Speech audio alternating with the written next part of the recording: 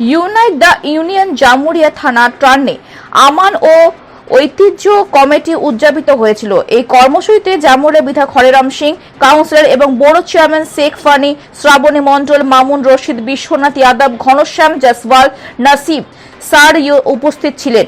এই উপলক্ষে একটি কুইজ প্রতিযোগিতার আয়োজন করা হয়েছিল, যেখানে এই অঞ্চলের বাচ্চারা একটি বড় উপায়ে অংশ নিয়েছিল।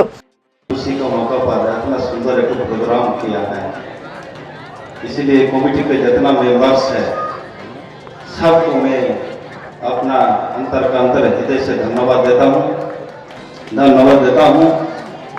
अपना 2 नंबर वार्ड का यहाँ पर काउंसिलर श्रावणी दी है, यहाँ पर विशिष्ट समाज सेविक घनश्याम जायसवाल जी है, यहाँ पर मामून रशीद है, तो का सीनियर पर्सन हम लोग को जाहिर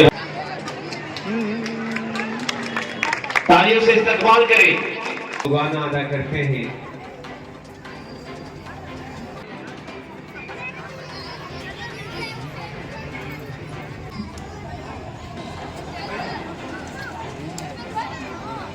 एक